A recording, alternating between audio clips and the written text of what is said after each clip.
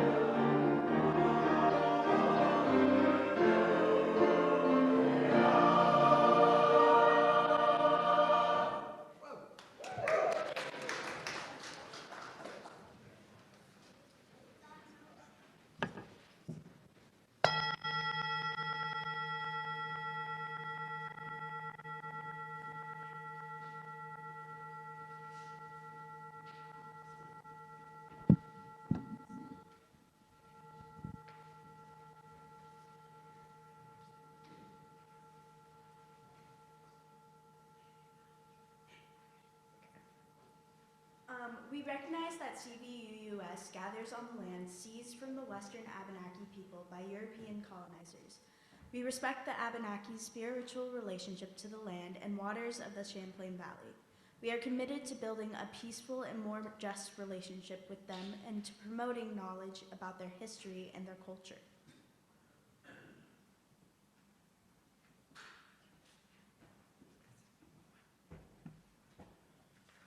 Welcome to those of you who are here in the sanctuary with us today, and welcome also to those of you who are coming to us via Zoom or watching a recording later. The land acknowledgement was our introduction to the newest member of the worship team, Elyse Singh, who has been coming to CVUUS since her family moved here when she was a little girl. And she is currently a student at Otter Valley, and she lives in Brandon with her family. So we're very excited to have her join us this morning. So Easter can be a tricky holiday as a Unitarian Universalist today. Things were clearer when I was a child attending a Unitarian church. Easter was more traditionally celebrated. But what I remember from my childhood was the Easter snowstorm of 1964.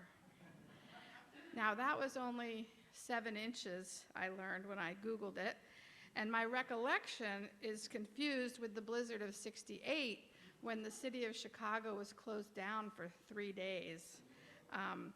And so Easter was not a holiday of spring dresses and pretty hats, but when you wore your nicer snowsuit to church.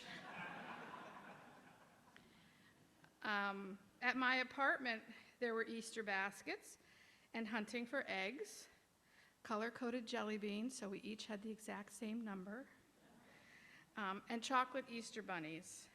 Lunch after church was in our dining room instead of the kitchen with a leg of lamb and my favorite part, the green jelly that went with it. There's another fan. When I moved to Middlebury about 25 years ago, and my parents soon followed, I started recreating the Easter baskets of my youth, but this time making them for my parents. And this year I was going to skip making an Easter basket since I wasn't sure how it would go over with my mom. But then I remembered making Easter baskets is about the person making the basket for somebody else and the joy you can get from collecting things you know that person is going to like. And so after church today, I'll be taking a special box of chocolates over to my mother along with a balloon that says Happy Easter that will float in her room for much longer than the chocolates will last. So welcome this morning, and Reverend Tricia is going to do our call to worship.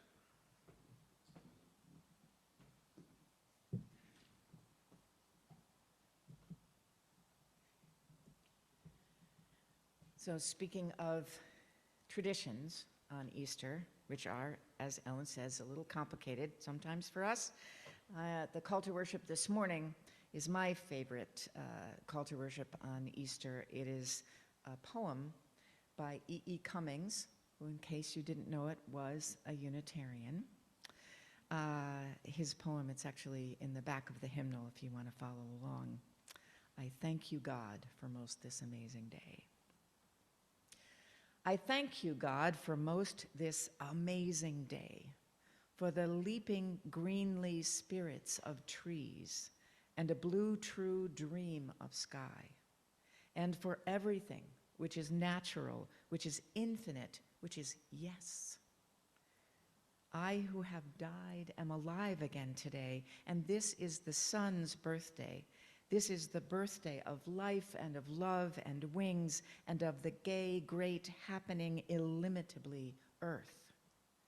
How should tasting, touching, hearing, seeing, breathing, any lifted from the know of all nothing, human merely being, doubt unimaginably you? Now the ears of my ears awake, and now the eyes of my eyes are opened.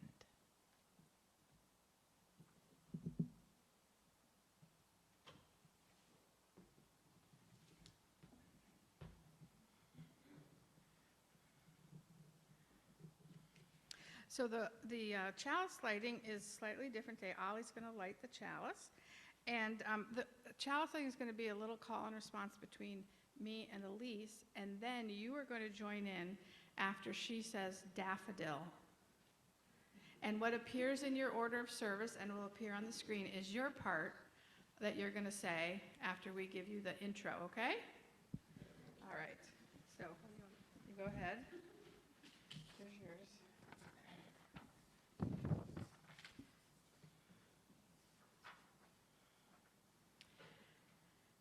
As the first hint of green begins to peek through the barren ground, As that little sprig grows into a healthy stem, as that stem grows into a stalk and forms a bud, as that bud slowly opens with each new day to form a yellow daffodil, let us be like that first hint of green, renewed by the warmth of the sun's rays, and ready to emerge with new energy, ready to face the day. We light this chalice to bring the glimmer of that warmth into our space.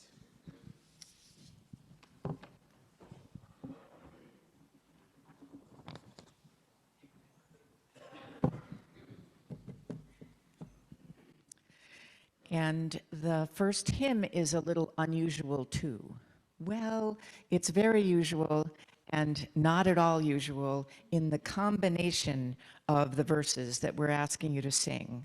I was going to say nothing, but just in case you didn't immediately understand what was happening, there is an issue in most Unitarian Universalist congregations because some people always want to sing Jesus Christ is risen today, which is in fact in the hymnal, and other people would rather do almost anything but that and are kind of okay with singing the other hymn to that same tune, Lo, the Earth Awakes Again. So Ronnie and I thought we would ask you to consider singing verses of both hymns. And you, of course, are, as you always are, free to sing whatever you like or whatever words you like. However, the lyrics that will be on the screen are from both of those hymns.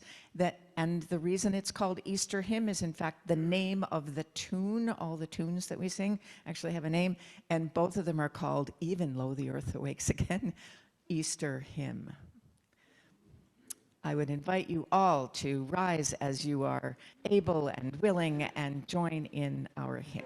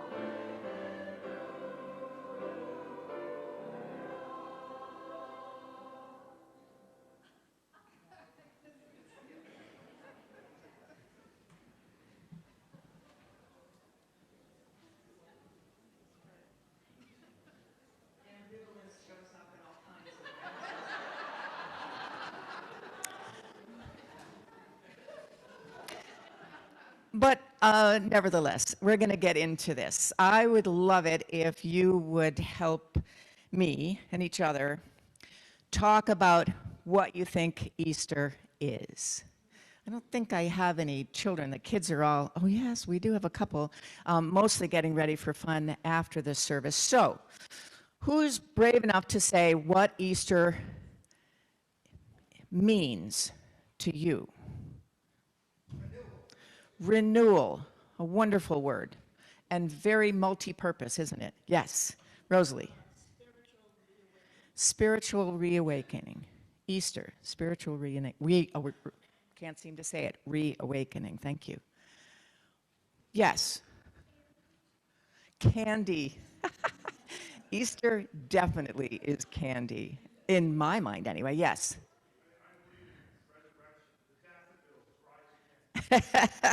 Resurrection of the daffodils. They rise again. They do bread. Yes. It's my favorite holiday because it's the most pagan.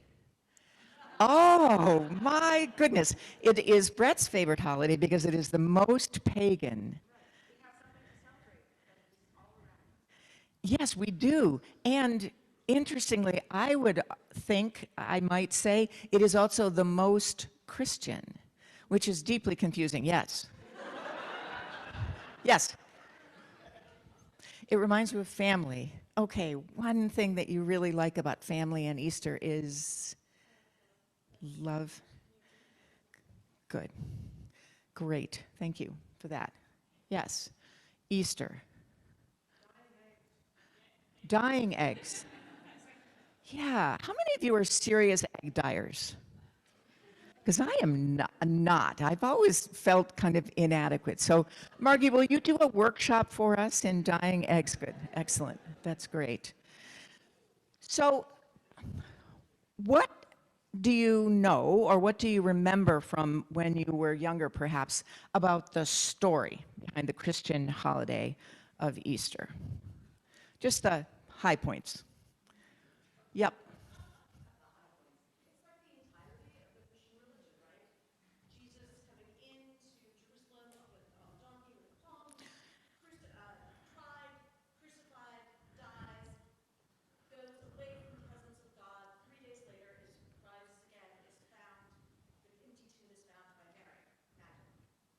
Or someone. It might have been Mary Magdalene, it might have been, yes. So it's the whole thing. It's really a week long, isn't it?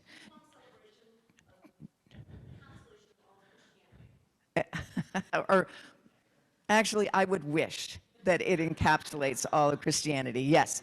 So just to recap, for those who didn't hear, Jesus, and give me some descriptors for Jesus. What's a thing we can say about Jesus? Teacher. He's a teacher? Mm-hmm. A prophet? Yep. He was a revolutionary, absolutely, no question about it. So, Peter, he was a rabbi. He was called rabbi. Rabbi means teacher. So, Jesus is all of those things. He comes into Jerusalem on, we think, Passover with his disciples, and he does the things that he is known for doing, including, I actually read something this week, a colleague of ours who is serving the congregation in Baton Rouge, Louisiana, worked very hard to figure out how his congregation would let him actually flip a table in the middle of the service on Palm Sunday, which he did. And people thought it was amazing because Jesus flipped the table. What table is it that Jesus is flipping in the temple? The money changers, right. He had a problem with that. Good. So we're getting something of a sense of Jesus. And it's a big holiday week in Jerusalem. Everybody is there. And I like to imagine, because I like stories, we don't have any evidence of this, but I like to imagine that the authorities, the Roman authorities, and probably some of the Jewish elites too, were really hoping that Jesus would just like not overdo it. Can we just get through a few days around Passover and then we can go, but that did not happen. That did not happen. And people had big problems with Jesus because, let's say why. Why did the authorities have a problem with Jesus? He was anti-establishment in like a serious way, in a way that made people scared. He was terrifying to some. He was radical. And he actually acted. He didn't just talk. So he doesn't get through the week. The authorities, what do? They arrest him, and then they put him on trial. There was an out even then. They could have not convicted him, but they did. And then he was sentenced to death. Let's just say this. So he was crucified. So that's the story of Easter, except, of course, it doesn't end there. There is the 3 days. And suddenly, Jesus' body, which is in the cave, which is buried, isn't there. The Easter morning surprise is very interesting because if you read the Gospels carefully, it's not that Jesus shows up in all the pictures with the lovely robes and the light coming off him on Sunday in the story. Jesus is present because his body is absent, but we're not actually seeing anything. It's a very cool holiday. I agree with you, Brett, and a problematic one, too. There's lots of other theology that gets attached to the meaning of the crucifixion and the resurrection. And I just want to say to you, in the history of Christianity, I just want to say to you, that was not what people thought was happening then. The whole idea of Jesus dying for our sins came later, quite a bit later, but that's a different sermon. That's a different sermon. So it is a struggle to hold all of these ideas together, and I appreciate your helping me do that today. Anybody have a thought or a feeling or a question that you really want to share right now before we move on? Okay. Yes. Hi.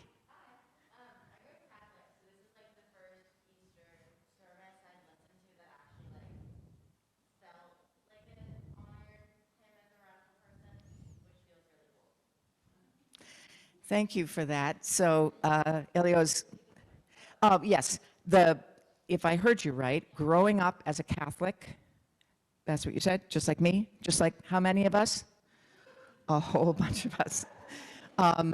When we went to church on Easter, did you ever hear that, Ronnie, did you ever hear that Jesus was a radical? Okay. I mean, yeah, we're in Catholic school longer than I was, so I just thought that might be the case. That is not the message that comes across. Frankly, it's not the message that comes across in most, not just Catholic, but other Christian religious organizations. So, yeah, we're doing something a little unusual today, which seems wonderful to me. So, we do have some children, and I think that I know that they have important work to do, Poppy, right? So let's sing.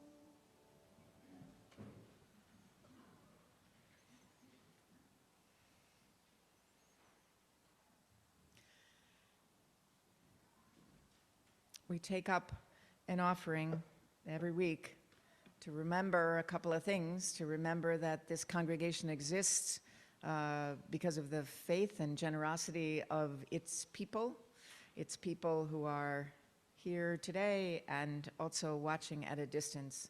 This congregation exists because we support it. And the other thing we need to remember is that through this congregation, we get to share our treasure, whatever that might be, with organizations in the community and in the world that are doing the work that our values and our principles tell us is essential. The donee today, this has actually not been the month's donee, but the donee today, because it is the 5th Sunday, is a remarkable organization that actually I feel like I need to know more about. Women to Women International, which is, in fact, a multinational organization, does work in a way that is somewhat similar to the way the UU Service Committee does it. They look for the organizations that are actually doing the work on the ground and helping people who need help. And right now, this collection and their focus is on relief for people, and especially women and children in Gaza. So your gift this morning, your gift anytime this week that you want to give it, will be shared with Women to Women International, who are working with an organization that has somehow continued to function in Gaza through the war. It matters. Our gifts matter. This morning's offering will now be most gratefully received.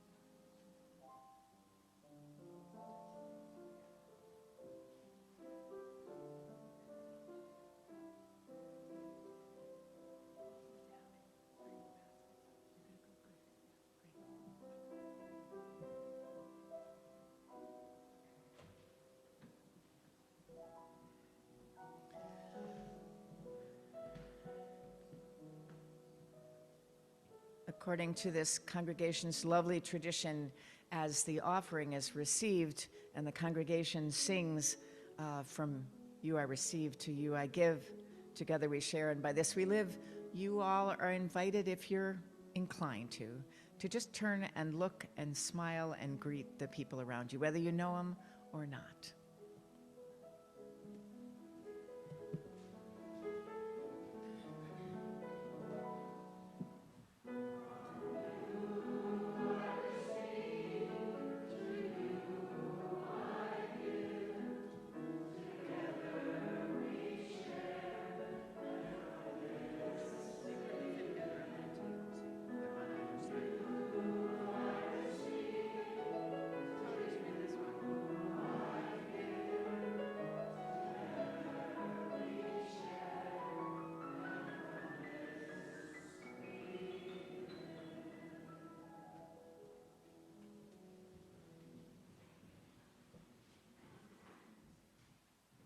We have one yellow card this morning. It's from Elio Farley.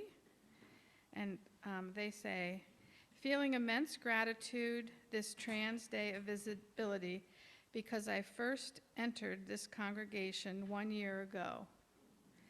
My life has radically transformed since joining this community, and I barely have the words to articulate how important this place and the people are to me. Signed with a heart, so thank you for sharing that with us this morning, Helio.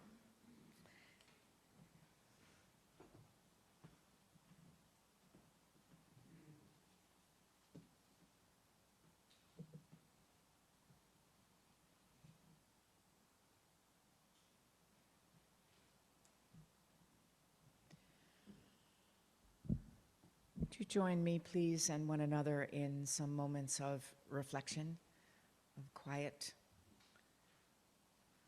each of us according to our own tradition and custom, first in some words and then in shared silence.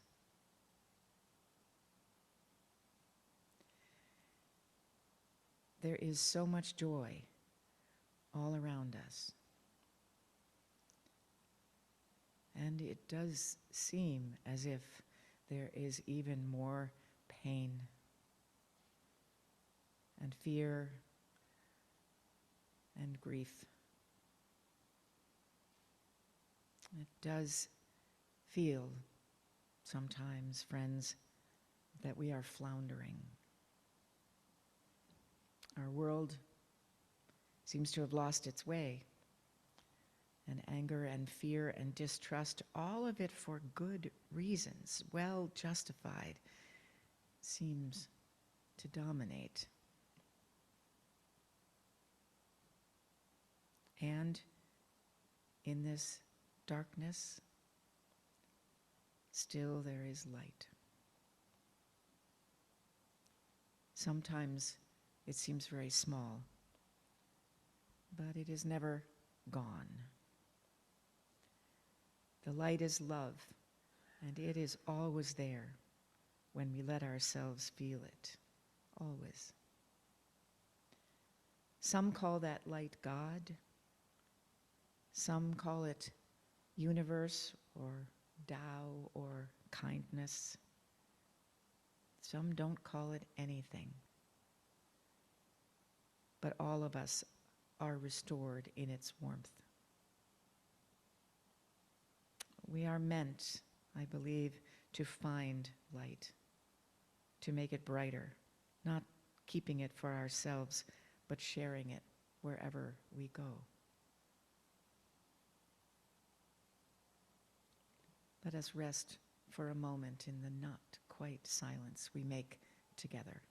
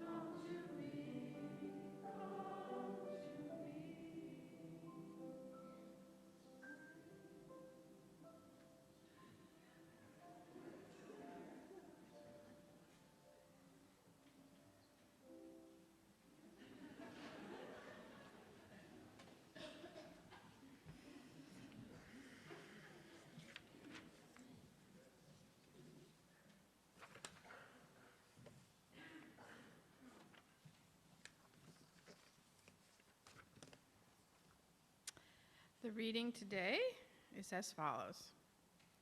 Easter is confusing and frankly challenging, not because our celebrations of Easter come from many different traditions, pagan and Christian. Easter happens near the spring equinox. For some, the pagan celebration of Earth's fertility are most meaningful. New life springing up in the midst of what is the death of winter. The roots of those ancient pagan celebrations can be confusing too. One Unitarian Universalist source provides this summary. Oyster, or Ostra, names for both the ancient goddess of fertility and the festival that celebrates the spring equinox. Very little is known with any reliability about the goddess Oyster. Some legends say that she carries an egg, symbol of fertility, of new and continuing life. Some descriptions say she herself has the head of a hare and is the goddess of rabbits and birds. A popular myth says that the children of that long ago time presented eggs to the goddess as a gift and in return for her bringing the spring. She was so touched by that gift that she recruited her minions, the rabbits, to return the eggs, only this time brightly colored. She returned them to the children in baskets or perhaps birds' nests. And that's where the idea that rabbits deliver eggs to children comes from. The hare is a fertility symbol too, undeniably tied to the vernal equinox, March being the rutting time for hares. It is apparently quite a spectacle in the European countryside when the typically shy hare becomes fanatical and fervent. Just pause a moment to think of that. They run for miles and even become aggressive and appear a little crazed, hence the expression, as mad as a March hare. The Celts often dyed the eggs red to symbolize blood of life. When dyeing the eggs, women and children would make wishes for the coming year and then bury the eggs alongside a seedling in the ground to sustain and feed the plant. As the plants grew, the hope or wish would also take root. It has been reported that when Christianity came to the Northern Isles, the priests and bishops, not approving of such a pagan practice, would encourage children to seek out and dig up the eggs. When the children brought them back to the church, the clergy would pay a small token for each egg collected. Hence, the Easter egg hunt was born.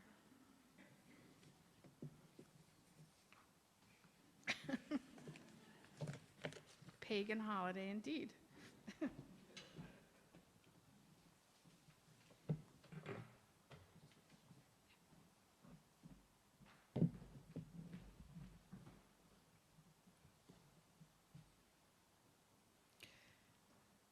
I didn't learn any of that in Catholic school either. So I think we keep saying it, Easter is confusing. I want to share with you, I wasn't sure I was going to do this, but Peter said I should. This is a story, almost certainly not true, made up by the Reverend Scott Alexander to illustrate the confusions about Easter. He writes, most of us are pretty confused about what metaphors and meanings to take from Easter Sunday, but not as confused as the kids in Mrs. Rogers' second grade class. As the holiday approached, she asked her young students if they knew the meaning of Easter. A little Episcopalian boy's hand shot up. I know, he said confidently. Easter is when we put up a pine tree and decorate it with lights and wrap presents and sing lullabies to baby Jesus. No, said the teacher, that's Christmas, not Easter. Does anybody else know? So a little Catholic girl gave it a shot. Easter is when the whole house smells of cooking turkey and we watch football all day and give thanks for all our relatives who come for dinner. No, said Mrs. Rogers. Someone must understand the meaning of Easter. A Jewish child gave it a shot. Easter is when we put up American flags and go to a parade and shoot off fireworks all night. No, no, no, cried the exasperated teacher. Doesn't anyone know what Easter is about? Finally, a Unitarian Universalist child raised their hand. Easter is when we remember that after a 3-year ministry among the Judean people, Jesus rode triumphantly into Jerusalem on a donkey, was put on trial by the Roman authorities for being a troublemaker, and was crucified on a hill with 2 thieves and finally buried in a cave. Yes, that's right, interrupted the relieved teacher, but then the child finished. And after a couple of days, the rock gets rolled away and Jesus comes out. If he sees his shadow, there'll be 6...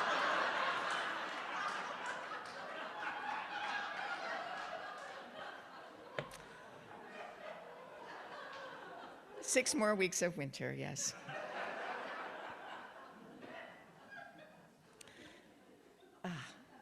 That felt good. There are so many ways that the Easter story is more complicated and frankly more interesting than anybody told me when I was a kid. Church services, frankly, usually don't help explain anything. And reading the Gospels in the Bible is kind of helpful, but mostly confusing, partially because they don't completely line up with each other. So how are we supposed to understand this story? To recap what we've said, first, Jesus rides into Jerusalem at Passover, we think. Everybody waves palms because he's a great teacher. Interestingly, I learned that palms beaten on the ground was, at that time and earlier, a thing that you would do to welcome and celebrate a successful military general. This is kind of a weird and subversive thing that the people were doing. Maybe they were waving palms. The truth is, and we actually do get this from the Gospels, Jesus is depressed and cranky all week. Maybe that's why he flips the table partially. He knows that things are not good. They're about to turn against him, and his disciples are cranky and scared too. On Thursday night of this week, after supper, Judas betrays Jesus. The Romans come to arrest him, and on Friday they crucify Jesus in a very horrible way. Jesus dies. Some people put his body in a cave, but on Sunday morning, a few days later, the cave is empty. So maybe Jesus isn't dead? It's a bad week, but maybe it all turns out all right in the end? Question mark? That's kind of how I felt as a kid. There's so many religious and pagan and frankly secular threads that have been tied together to make the messy mixture which has come down to us as Easter. After a childhood and adolescence as a Catholic, struggling to figure out how I should feel about Easter, I was really happy to stop for a number of years, to focus on flowers and then later on hiding jelly beans for my kids. Fortunately, I like chocolate, and when I did go to church, I loved singing all the Alleluias, and I just didn't think about it very much. When I did think about the religious side of Easter at all, it seemed pretty clear to me that the whole thing was baloney. A made-up misappropriation of well-used mythological themes designed to scare everybody into accepting the authority of an institutional church concerned for its own power. Bishop John Shelby Spong, have any of you heard of him? He died a few years ago at a very advanced age. He was a devout Episcopalian. He never left his religion, and he pretty much never stopped criticizing it and talking about how Christianity needed to change. This one sentence kind of captures what he thought. The traditional way, he wrote, the traditional way we tell the Christ story makes an ogre out of God, a victim out of Jesus, and angry people who must be eternally grateful and thus hopelessly dependent out of us. And then I went to seminary to become a minister, and I couldn't ignore Easter anymore. Probably mostly because I wasn't at a Unitarian Universalist seminary. If I had been at Meadville or Starr King, I might have been able to ignore Easter, but I went to Andover Newton Theological School, which is a very old evangelical Protestant school. So I had to find some other way to think and talk about it. The crucifixion and death of Jesus may be a powerful story about the world and why it needs saving, but it could and can never be the center of my faith, but how life is good and worth living. But the stories about the other characters in the Easter story, specifically the disciples that were, they became the apostles and they founded the church, but at this point they were kind of a ragtag bunch of guys. It would be nice to think that there were some women involved too. We don't have any evidence of that. But reading about the disciples gives us something, I think, to go on. Not a simple thing, not clarifying, it's not really very comforting. But for example, when they find the empty cave, and we don't actually have much scriptural evidence that any of the disciples was brave enough to go. The women went, Mary Magdalene, maybe others, other people, gardener, angels, it's really unclear. But they come back, the people who view the cave and find that it's empty, and they talk to the disciples, and the disciples are amazed and confused and terrified. And the ones who weren't there, which is most of them, keep asking the ones who were what they actually saw and what people really said. There were no hallelujahs. There was a lot of fear and many questions. Thomas, remember doubting Thomas? He gets labeled a little later as a doubter, but it's actually pretty clear from the text that even the ones who maybe were a little hopeful had absolutely no idea what to think, much less what to do. They weren't glad that Jesus was gone, but the not dying thing, that wasn't in the plan at all. So they're amazed, yes. Happy, not exactly. That's why I like these guys. Calling reality into question rarely makes people joyful or even hopeful. What it does do is make us wonder. On that first morning of the empty cave, here's how they might have felt. Wow, what just happened? And what's going to happen next? And given that everything is not as we expected, what should we do?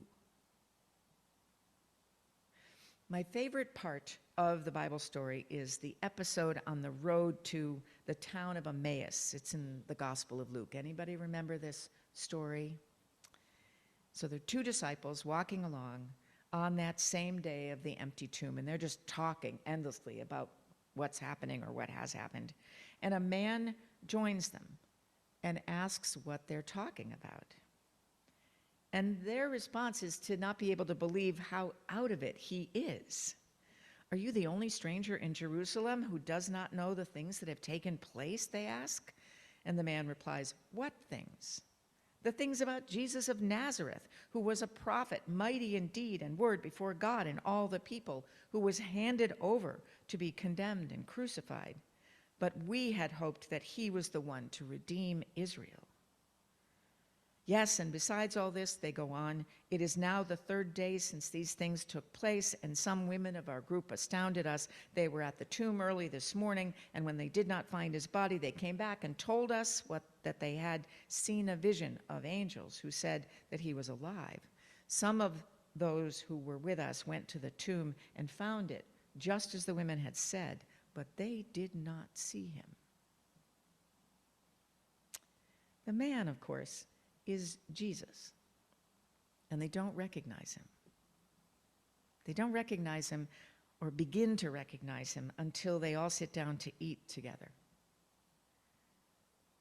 Maybe who he is, sort of.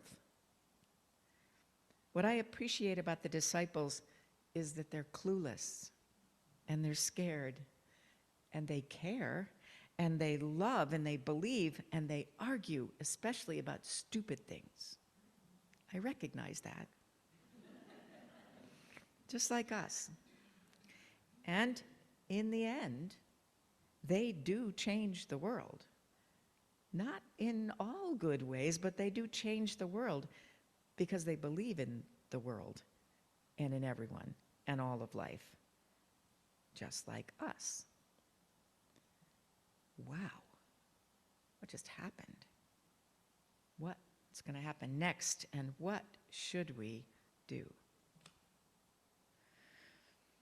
The story goes on and on. It takes most of the next few books of the New Testament, the Christian scriptures, for the disciples to let their doubts go and to realize, to decide that the new possibility is real and that they could hold on to it. Jesus is not there with them. He's left by this time, and their work is just beginning. They know the world hasn't changed, but maybe their view of it has, and maybe some other people too. The changing of things, the making of Jesus' teaching into something real, it was up to them. It's really striking. No wonder they were terrified. It is up to them. So Easter is about hope. Frankly, the question is, what is there to be hopeful about? It seems a little delusional, or maybe uninformed, which is why the Easter story starts with surprise, the unexpected, mysterious, unexplainable fact of the empty tomb, which both confuses us and captures our attention. Surprise and mystery make us think again, even about truths we have, as far as we can recall, never doubted. The title of the sermon today is Practicing Resurrection, which is the last line of a poem that some of you may know by Wendell Berry, the Mad Farmers Liberation Front Manifesto. Wendell Berry, remarkable prophet of our time. And the beginning, or a piece of his poem, the manifesto from the Mad Farmer, reads like this. So, friends, every day do something that won't compute. Love the Lord, love the world, work for nothing. Take all that you have and be poor. Love someone who does not deserve it. Denounce the government and embrace the flag. Hope to live in that free republic for which it stands. Give your approval to all you cannot understand. I think he has me until that line. Ask the questions that have no answers. Invest in the millennium. Plant sequoias. Say that your main crop is the forest that you did not plant, that you will not live to harvest. Say that the leaves are harvested when they have rotted into the mold. Call that prophet. Prophesy such returns. Put your faith in the 2 inches of humus that will build under the trees every 1,000 years. Expect the end of the world. Laugh. Laughter is immeasurable. And my favorite line, be joyful, though you have considered all the facts.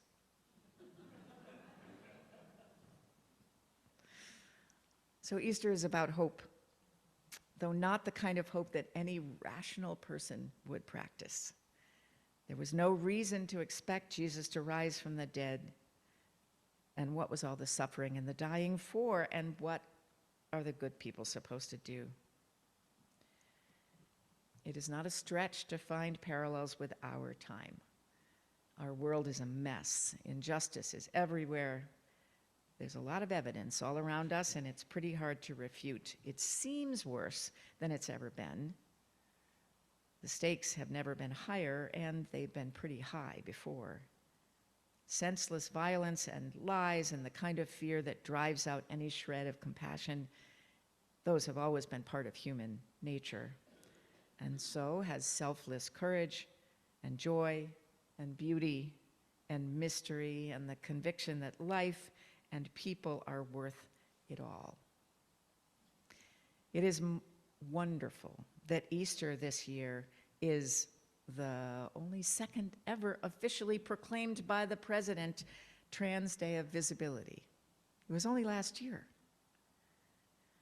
I was wanting to remember what Joe Biden said about it when he announced it last year.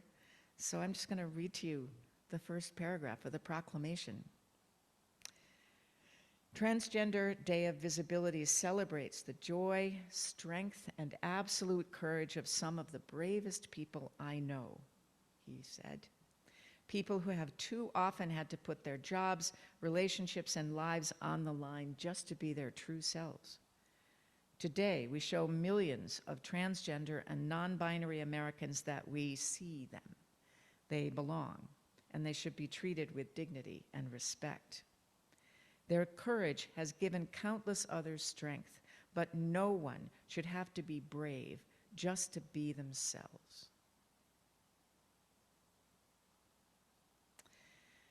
Seeing what is good and true and beautiful may be before everybody else, but it's right there when we let ourselves see the truth.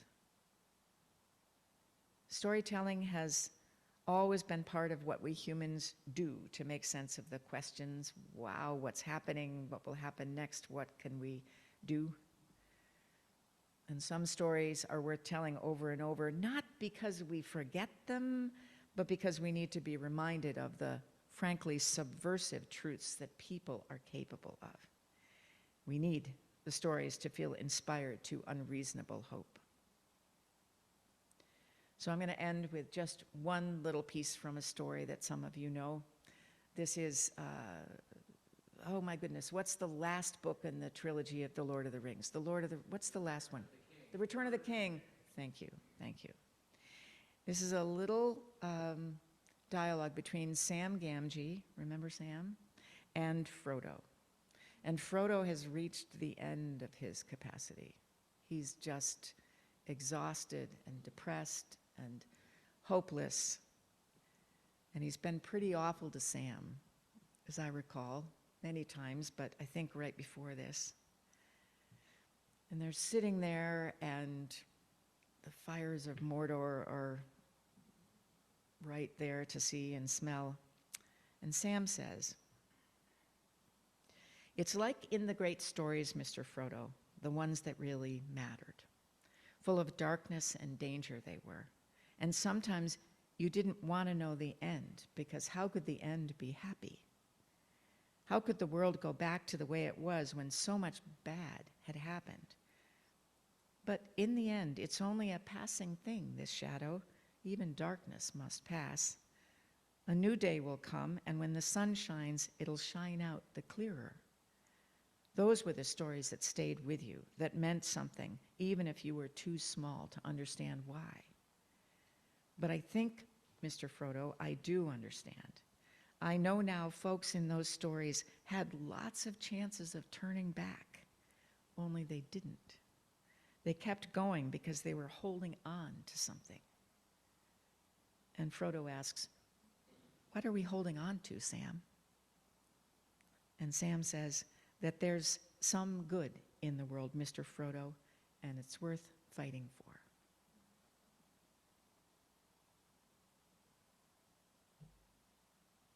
Happy Easter. So may it be. Let's sing another of our anthems. This is Blue Boat Home. It is in your teal hymnal, and the words are also on the screen.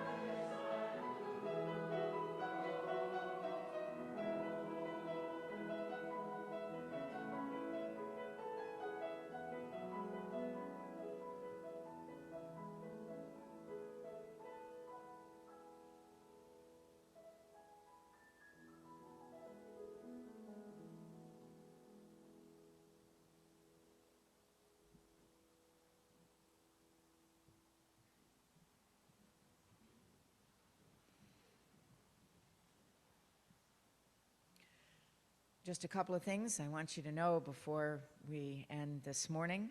I've been told on pretty good authority that if you go to social hour, which of course we hope you will all do, there may well be eggs hidden downstairs for you.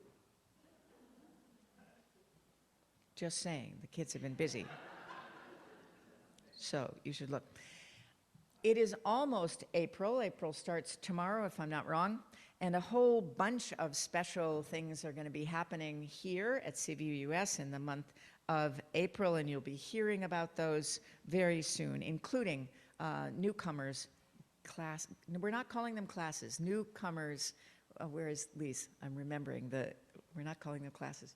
But they are opportunities for people who are new and maybe people who aren't quite new but still want to learn more about Unitarian Universalism and this congregation to gather in small groups and do that. So I'm looking forward to that. You'll hear when those are happening.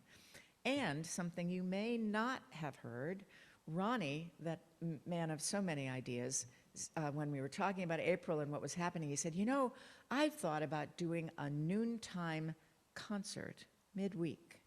So starting this Wednesday and every Wednesday in April, there will be a 30-minute concert right here in this space. And the very first one is, I believe, Ronnie Romano playing. So if you can, noon on Wednesday, right? The closing words this morning are from a man, a preacher, a prophet, a guy named Frederick Buechner, who died a couple of years ago.